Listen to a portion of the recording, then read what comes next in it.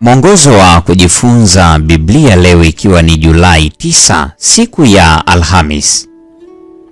Mada inasema Kristo, nguvu na hekima ya Mungu. Katika Wakorintho wa kwanza sura ile ya kwanza ya 19, 20, 30 na 31, Paulo anazungumzia jinsi hekima ya Mungu na hekima ya mwanadamu zinavyotofautiana sana, hivyo haziwezi kuwa sawa. Ona kwamba Paulo hakatai hekima kama hiyo, bali anakataa aina ya hekima ya kibinadamu inayojaribu kushindana na Mungu. Hekima ya mwanadamu haina uwezo wa kuwaweka huru watu kutoka dhambini. Kristo pekee, hekima ya Mungu, ndiye anaweza kufanya kazi hii. Tazama jedwali hapa chini. Sehemu ya kwanza. Bali kwetu sisi tunaookolewa, neno la msalaba ni nguvu ya Mungu. Wakorintho wa kwanza sura ile ya kwanza ya 18. Sehemu ya pili. Bali kwao waitwao, Kristo ni nguvu ya Mungu. Wakorintho wa kwanza sura ile ya kwanza ya 24. Wakorintho wa kwanza sura ya kwanza ya 18 na Wakorintho wa kwanza sura ya kwanza ya 24 zinaonyesha kwamba Kristo ni nguvu ya Mungu, katika maana kwamba ana uwezo wa kuwaokoa watu kutoka katika dhambi zao.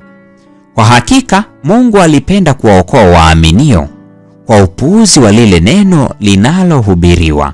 Wakorintho wa kwanza sura ya kwanza ya 21. Virai sisi tunaookolewa katika Wakorintho wa kwanza sura ya kwanza ya 18, waaminio katika Wakorintho wa kwanza sura ya kwanza ya 21 na waitwao katika Wakorintho wa kwanza sura ya kwanza ya 24 vinarejelea kundi lile lile, yaani watu wanaoishi uzoefu wa wokovu kwa njia ya imani.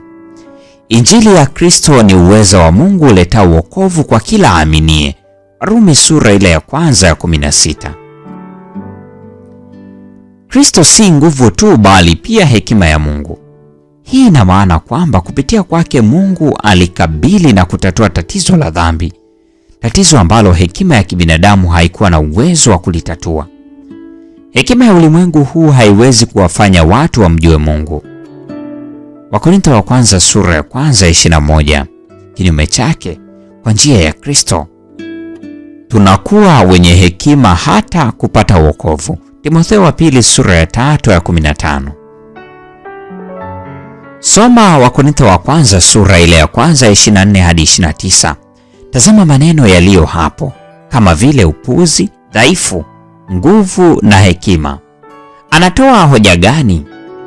Katika kusoma Wakorintho wa kwanza sura ile ya kwanza ya 24 hadi 29, mtu anapaswa pia kutambua maneno mpuuzi au upuuzi na dhaifu au dhaifu. Hoja ni kwamba hekima ya kibinadamu inaweza kuichukulia neno la msalaba kuwa ni upuuzi au udhaifu.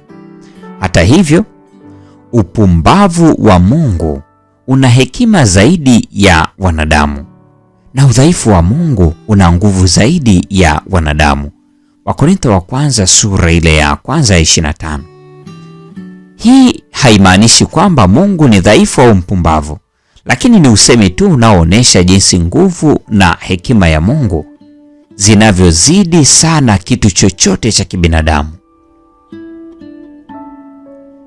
Tafakari maneno ya kwamba si wengi wenye hekima ya mwilini, si wengi wenye nguvu, si wengi wenye cheo walioitwa. Wakorintho wa kwanza sura ile ya kwanza ya 26. Kuna ujumbe gani kwa ajili yetu?